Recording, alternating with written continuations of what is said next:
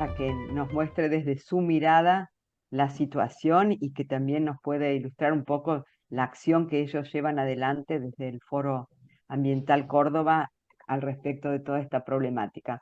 Muchísimas gracias por acompañarnos también, Fede. Bueno, Mónica, muchas gracias y bueno, un gusto compartir con Fernando y con Diego este espacio. Y bueno, de alguna manera lo que voy a ir hablando va a ir complementando cosas que fue diciendo Fernando, así que voy a subir allí un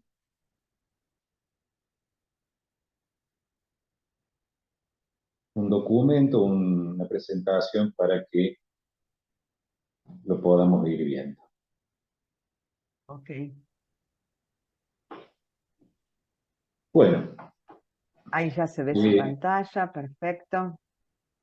Bueno, ahí puse la portada de un libro de problemática ambiental que publiqué hace 24 años, lo habíamos hecho en un marco de capacitación docente llamado Educar Forestando, que arrancó en 1990, y bueno, de alguna manera sintetizaba la problemática ambiental, y bueno, no voy a redundar sobre lo que fue hablando Fernando. Eh, pero nuestra geografía tiene múltiples ambientes y en consecuencia distintas problemáticas ambientales. Vemos todo lo que está en marrón, en el sureste era pastizal pampeano, ya extinto como formación natural en nuestra provincia y prácticamente en el país, porque todo es campo de cultivo. Una franja grande que va del suroeste al noreste, que se llama Espinal, de lo cual quedan pequeños relictos. Todo eso era bosque, o sea, si uno va de Córdoba a San Francisco, a Belleville, a Río Cuarto, hasta el sur, Huinca Renanco, todo eso era bosque y actualmente son campos de cultivo. Lo que vemos después como rojo al lado de la Laguna Mar Chiquita, eso es un ecosistema llamado bosque chaqueño oriental, el más diverso de Córdoba, también casi extinto, pero extinto recientemente. Esto con un incremento de las precipitaciones que tuvimos desde 1977 en adelante, bueno, fue arrasado también para agricultura. Lo que nos queda un poco de formaciones vegetales naturales es lo que vemos como color marrón al oeste, que es el bosque chaqueño occidental, más seco. Hay partes que ya han desaparecido, pero por sus limitantes en cuanto a humedad, tiene mayor vegetación natural, aunque tiene otros problemas que ya vamos a ver, y después el sector serrano, compuesto por el bosque serrano, pastizales y bosquecillos de altura, y en el medio arbustales de altura. Bueno, incendios como como uno de los factores de reducción de la cobertura vegetal natural. Eh, Más del 99% de los incendios son ocasionados por la mano humana. Realmente uno, por año, hay años que te enteras de un incendio natural y hay a veces algún rayo que cae en seco y no más que eso. Aunque estos incendios naturales son los que permitieron que nuestros ecosistemas pudieran evolucionar con el fuego como un disturbio. Por eso es que tienen una capacidad de volver la vegetación nativa y una supervivencia de las leñosas, justamente porque evolucionaron con el fuego como un disturbio. El tema es que la magnitud de fuegos, lo que comentaba recién Fernando, el tema de la vegetación ya alterada, se convierte en vegetación que se quema con mucha más facilidad, bueno, y sobre todo gente que va y prende, esa es la realidad. Entonces, todo esto genera este problema ambiental de primer orden que tenemos en la provincia. Acá el cambio también de la vegetación, ahí con esa chuña metida en el medio del pinar, bueno, también va cambiando los combustibles y por eso es que los incendios de pinares suelen ser mucho más problemáticos. Otro de los factores que inciden en la disminución de la cobertura vegetal y de la vegetación en nuestra provincia han sido los desmontes. Como ya dije, todo lo que era el espinal en la provincia, de acá hacia el norte, al oeste, perdón, al este, al sureste, al sur, todo era bosque desde la ciudad de Córdoba y todo eso ha desaparecido para hacer campos de cultivo. Y bueno, con el uso ya sea de maquinarias como topadoras, uso de rolos para eliminar leñosas, bueno, todo para transformar los campos en esto. Básicamente hoy campos de producción de soja.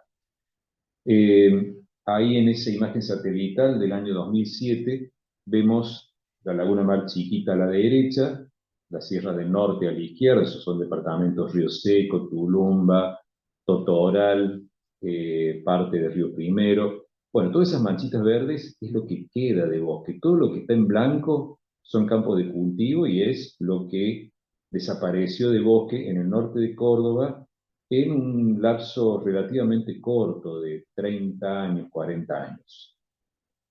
Eso se puede ver muy bien en la función Google Earth Engine, y allí hace una secuencia de fotos del año 86, y bueno, es como un Pac-Man que se va comiendo todo. Nada, eso en Córdoba, lo puedo ver en Amazonas, donde quiera. Otra de las causas de reducción de la vegetación natural es la tala, una actividad vieja digamos, ancestral, pero que sobre todo con la llegada del ferrocarril se transformó en una actividad que deterioró sensiblemente las formaciones de bosques para mandar combustible y materias primas, sobre todo a Buenos Aires. Otro de los factores que inciden en la cobertura vegetal es el sobrepastoreo. Ahora menos, en otro tiempo el sobrepastoreo era mucho más intenso, aunque hay lugares en las sierras o en el oeste que tienen problemas de desertificación por sobrepastoreo, como podemos ver en esta imagen, por ejemplo, detrás de la sierra, en donde vemos vegetación como subida arriba de un montículo de tierra, y en realidad la tierra que estaba al costado del suelo se fue. Bueno, y ahí vemos todas unas pisadas producto del sobrepastoreo. Bueno, ¿qué produce la disminución de la cobertura vegetal natural por incendio, desmonte, tala, sobrepastoreo? Bueno, erosión de los suelos, en este caso erosión hídrica, cárcavas en las sierras grandes por sobrepastoreo y por fuego. La verdad es que se ha llevado buena parte del suelo, pero ya en épocas, digamos, antiguas, previas, por ejemplo, a la construcción del dique San Roque. Por eso el San Roque no está tan colmatado como debería. Y es en realidad porque ya se había erosionado antes el suelo en las sierras grandes. Aquí otros ejemplos de erosión hídrica, en donde, bueno, por acción de las crecientes o por la formación de cárcavas, hace que todo ese material termine, por ejemplo, en el fondo de los lagos. Esta es una foto del dique Malpaso en La Calera en el año 92. Ahí lo vemos al dique con agua, y el mismo dique lleno de sedimentos, una vez que lo vaciaron en ese momento.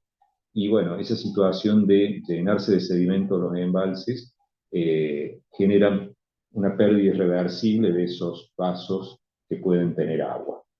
Bueno, y otras consecuencias, inundaciones que ya mencionó Fernando, tanto en las zonas con pendientes como en las zonas llanas también, en donde las inundaciones son más lentas, pero más difíciles de drenar, como podemos ver en estos casos de campos, que no es el caso de este año que ha pasado con la inundación. Y bueno, cárcavas en las zonas llanas también, y erosión eólica, como vemos aquí en la foto general de esa, una tormenta de polvo.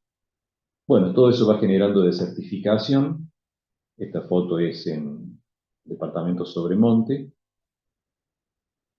y disminución de la biodiversidad por, digamos, pérdida de especies vegetales y animales.